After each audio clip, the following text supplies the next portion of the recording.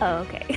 So let me ask you this. So because you are new and you get all this stuff and people ask you all sorts of these crazy things, people want to throw on recommendations. And I've tried to behave with that. I try to be more. I Mhm. know I probably get thrown into the same stuff, but um what is your thoughts on like where to jump in? Like what would you tell someone who's a noob? Let's say there's a noob that's coming behind noob and you had to offer some advice. Like how would you try to give them advice on finding something to read or jump into? Because literally like you're talking like decades of comics. You walk into a comic shop, there's literally thousands of comic books, and you talk to people like me, and it's like our brains it's like you have to fill out this questionnaire so I can figure out how to advise you. It's really not fair. Honestly, for me, first of all, I would say don't go online. I would try and find a place where you can walk in and like see it in real time, find a store. And I honestly kind of just went by, oh, I am familiar with this character because at some point or other, way back when I saw a movie or somebody talked about it, and the front cover art on the front cover looks interesting, so I'm gonna get that one. Like Mm-hmm. that's how I did it. Like just what I'm drawn to, Mm-hmm. first of all. And then as people have recommended, I have that recommendation list and I'll look around. I'm like, oh, somebody recommended this. And if I'm drawn to that recommendation, I'll grab it. Yeah. Okay. Yeah. Whatever I piques my usually interest. try to find things that you have certain characters that you kind of like, and then we Mm-hmm. discovered how much you love fantasy stuff, and I'm gonna work her down that Frazetta aisle, and then she'll never go back because once you've had Frazetta, you don't want to ever go back, and that's what's gonna happen. So she's got Conan right now. She Right likes here. Kroll. She's into some really cool stuff, so I'm not rocking the boat, but eventually, because I have a comic that's coming that's gonna make her go, oh yeah. I finally won an auction for something that I've wanted for literally like 20 years, and I have never had one. There's only Wow. like 1,000 of them that were even made. It's Oh. signed by the artist. It was like a special thing where the artist signed 1,000 of them, special cover, special thing. And I found one, and I was messaging Max von Priestley. I think you know who he is, Yeah, right? yeah. So Max and I are messaging. I think I'm going to win, Max. And then someone sniped me at the last second, and I was so mad. I was just like, oh my Hmm. gosh. But another one popped up. So it should be Yes. arriving like the hurricane messed things up. So Yeah. be here any minute. It could be here any minute. And Zax is totally jealous. He says, I love the Wolverine and Kitty Pryde relationship. It is a really cool relationship. And again, I think she will really love that miniseries, by the way. Now, see, old gamer, you have obviously not been following me very long because Sorry. I am like, you're in my sweet spot.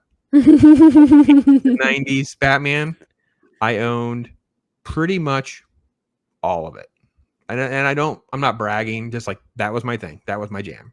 Like I had boxes. My kids were like, Dad, do you no, I literally had lists of it would say like 464 has 2 stress marks. So if I was at a show and I found one that was in better condition, I would swap them out.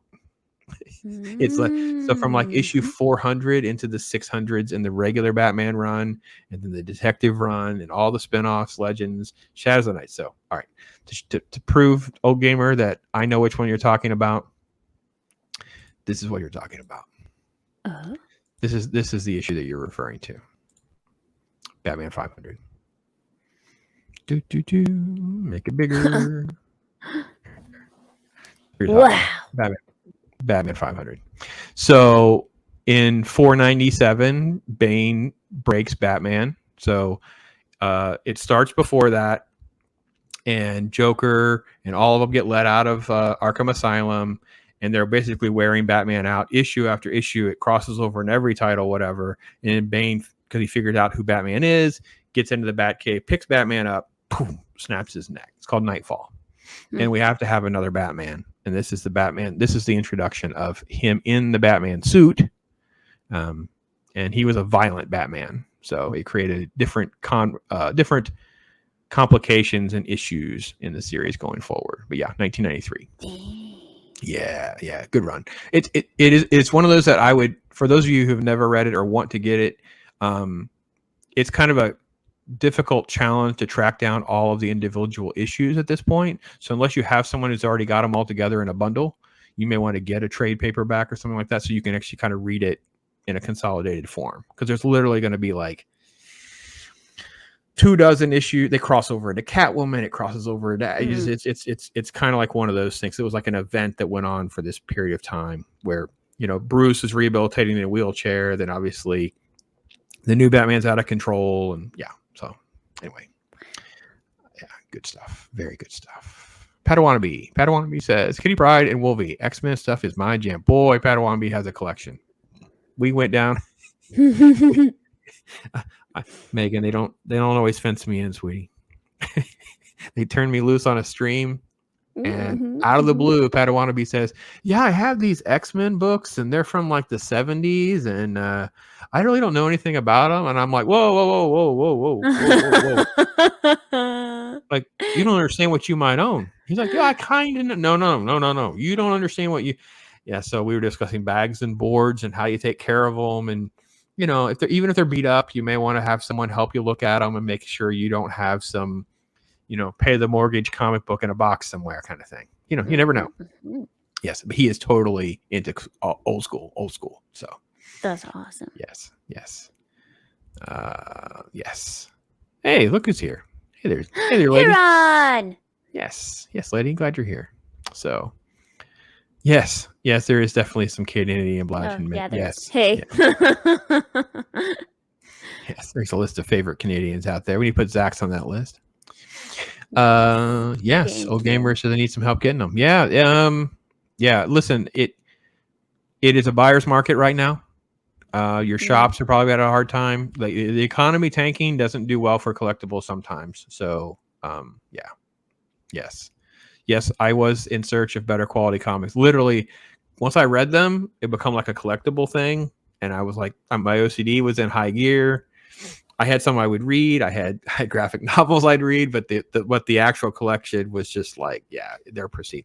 So I have broken up some of it, but not sections of it. So there are sections that are still massively intact. So I just found a box during the hurricane, and I just kind of quietly put it back. I didn't want to deal with it. And I had the detective box that's older than me box. It went back to. Like, I just can't emotionally even deal with that rabbit hole right now. Yeah. So yeah. See, I know, man. I get. Yes. Yeah. Let's see.